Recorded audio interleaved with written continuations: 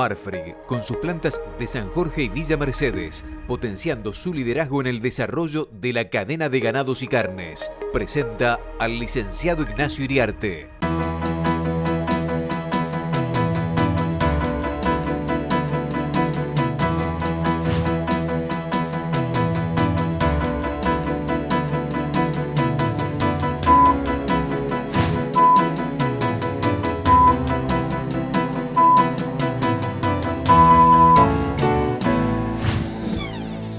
Amigos de Canal Rural, buenos días. Bueno, estamos en Uruguay de viaje y ayer me preguntaban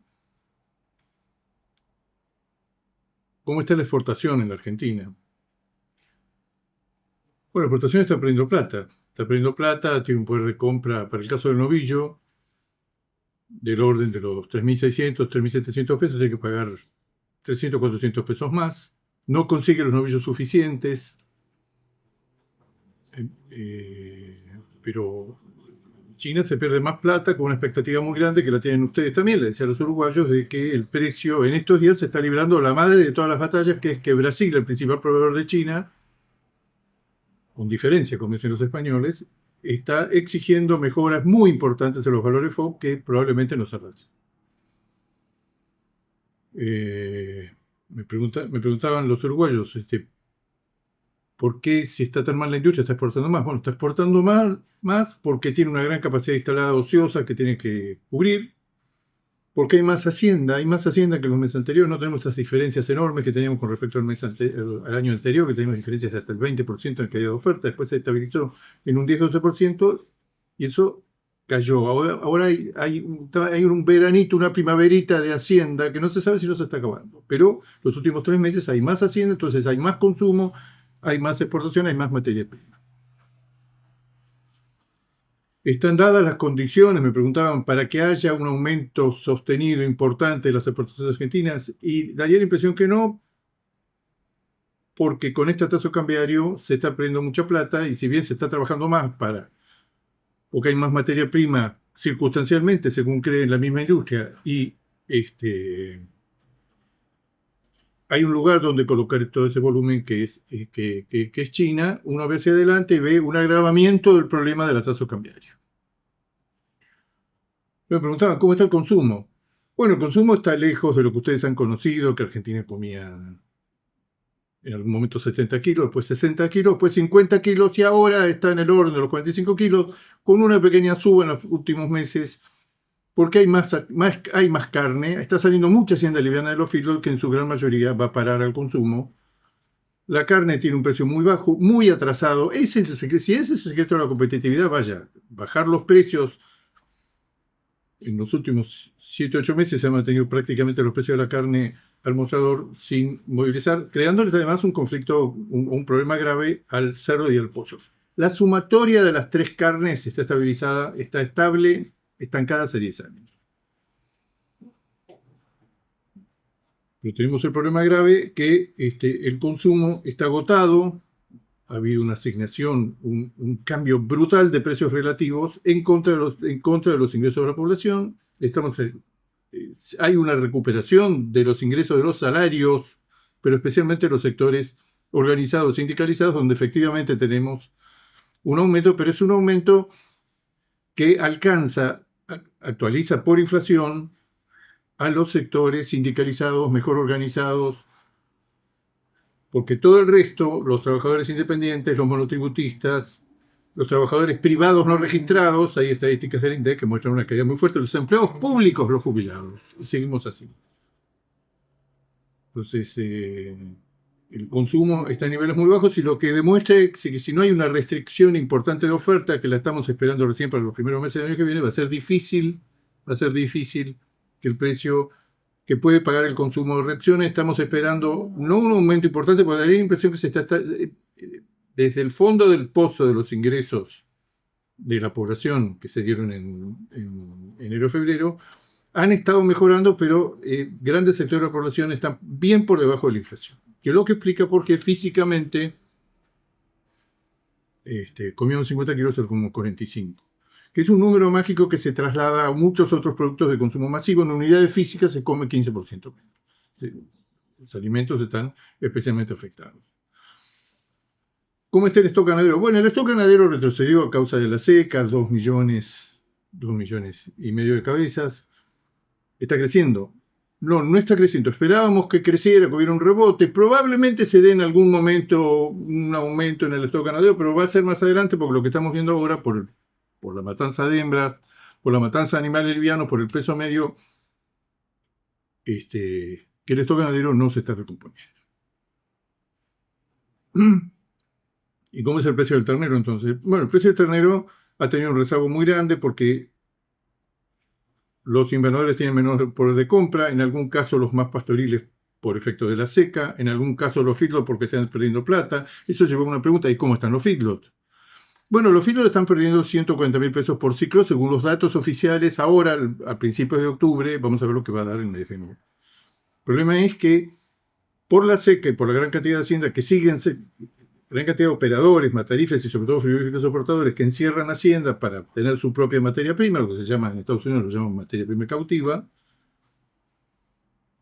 los feedlots están llenos, y como están llenos siguen produciendo una gran cantidad de gordo que encuentra un mercado interno, especialmente un mercado interno muy difícil de asimilar ese volumen enorme que le dan. O sea, el precio, el problema que es común a todos los sectores productivos, al feedlot, a los recriadores, a los criadores, es que el precio del gordo es malo, porque se atrasó muy fuertemente, que ha habido un shock inflacionario muy fuerte, del cual creíamos los ganaderos que íbamos a salir mejor parados, pero salimos. Esto todo para explicarle a mis colegas y al público en Uruguay de qué se trataba.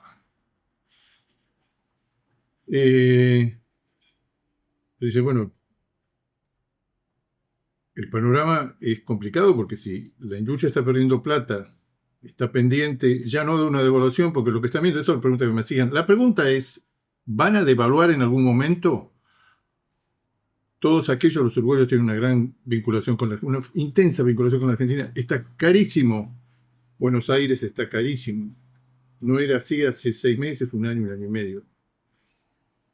Bueno, es muy difícil porque el capital principal que tiene el gobierno es la reducción en la inflación. La inflación efectivamente está cayendo.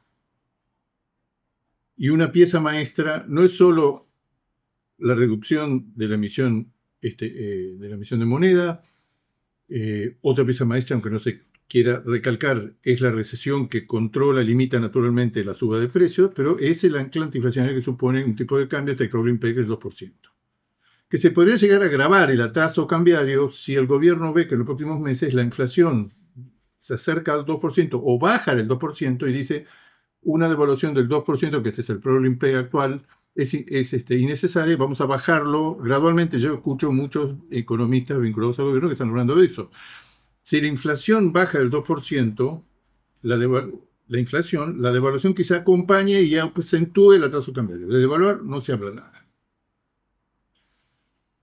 Entonces, todo este panorama decían, bueno, el stock ganadero no está creciendo, perdió 2 millones de cabezas, el feedlot está perdiendo cantidades grandes, la exportación está prendiendo una vela de que esta suba que está exigiendo los exportadores brasileños a China se confirme. El resto de los mercados no está mal, pero el grueso del problema es que seguimos vendiendo del 70-75% a China. Los uruguayos ya hace rato que zafaron de esto. Exportan mucho más a muchos otros destinos, tenían una dependencia altísima, igual que nosotros. Hace 2 años, estando de visita de Uruguay, recuerdo que presenté un cuadro en un congreso donde mostraba que el Uruguay tenía una dependencia del 70% en las exportaciones a China. Hoy esa dependencia se ha reducido un 40-45%. Y esa es una de las cosas que convenimos todos, que es alentadora, que es que China viene aterrizando, solamente ya no importa los enormes volúmenes que importaba a principios de año o a fines del año pasado,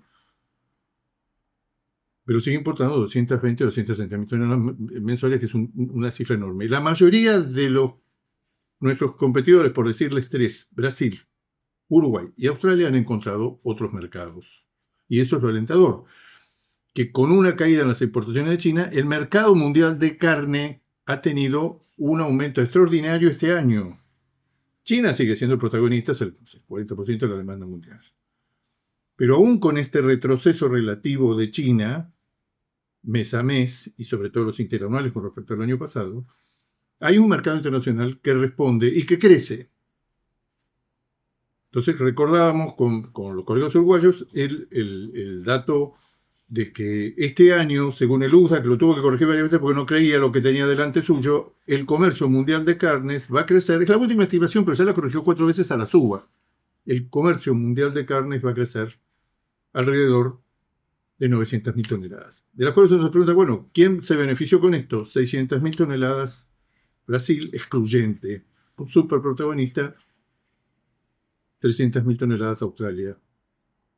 Entonces, una de las conclusiones, porque de eso se habló mucho, el año que viene probablemente ya empezó, esto se adelantó, va a haber una suba de precios internacionales que la estamos esperando, necesaria, y que va a protagonizar fundamentalmente a China. El resto de los mercados ya han insinuado mejoras, como es el caso del mercado americano, que le cabe mejoras todavía más en los precios que paga el resto del mundo, con una gran dependencia y un aumento grande de las importaciones. Los dos grandes locomotoras del mundo en materia de importaciones, que son China y Estados Unidos, se van a ver obligados el año próximo, y empezó ya este proceso en estos días. ¿Y por qué empezó ya?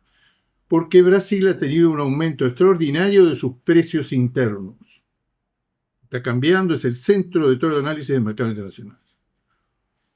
En Brasil el novillo en gancho pasó de $2.50, que estaba estabilizado por casi 2 años, pegó varios saltos y sigue subiendo, y hoy está en el orden de los $3.50 a $3.60. Hay un aumento, y eso pese a la devaluación del signo monetario de ellos, del real. O sea que en términos de dólares, la Hacienda pasó de $2.50 a $3.50 a $3.60. Es un aumento sustancial que obliga a la industria exportadora brasilera, que está exportando en niveles como jamás vimos, a obligarlo a China, del cual es proveedor en 45-50% en los últimos meses. China está importando 240.000 toneladas, Brasil le está mandando 120.000 mensuales. Le está obligando, acá hay la madre de todas las batallas se está dando en estos días, y estamos todos atentos. Los grandes frigoríficos brasileños exigiendo para continuar con la provisión de carne a China unas mejoras muy importantes que han empezado a darse con cuentagotas. Los chinos parecen poco dispuestos a aceptar las mejoras brutales en los precios FOB que reclaman los brasileños y que nos van a terminar arrastrando a nosotros y a Australia y a todos los demás. Al Uruguay. Ahora, ¿cuál es la perspectiva? Brasil ya terminó esa liquidación hace 2 meses, se dio vuelta a la taba. La liquidación brutal que estaba experimentando empezó a recortarse. Como un anticipo del año que viene, empezaron a subir los precios. Nadie esperaba una suba de precios. Entre punta y punta, se puede decir que en Brasil el precio de la hacienda subió 38% en dólares. La industria brasileña ya no puede seguir cotizando y deprimiendo el mercado internacional de acuerdo a las cotizaciones que tenía hace unos meses. Lo podía hacer ahora, ya no lo puede hacer más. Pero eso recién empieza. ¿Qué dice China? Nosotros estamos en una situación económica donde el consumo no reacciona. China está en una situación, pese a estar creciendo algo menos del 5%, tiene varios frentes abiertos muy importantes: la crisis inmobiliaria, la crisis de desempleo, la crisis de confianza. Y una de ellas es, los chinos ahorran cada vez más, consumen cada vez menos. Todos los planes apuntan a que aumente el consumo. Por ahí estaríamos nosotros que vendemos un producto de consumo como es la carne vacuna, que tiene todavía un capítulo importantísimo, brillante para escribir.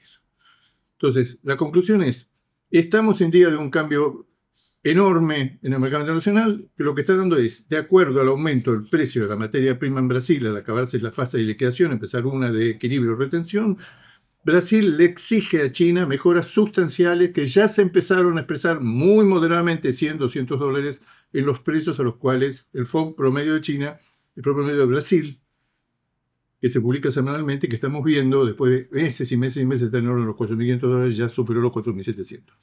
Brasil, en este mes de octubre que está terminando, estaría exportando 285 a 290.000 toneladas, un récord histórico. El mercado mundial está. Amigos de Canal Rural, será hasta el próximo jueves. Marfrig, con sus plantas de San Jorge y Villa Mercedes, potenciando su liderazgo en el desarrollo de la cadena de ganados y carnes, presentó al licenciado Ignacio Iriarte.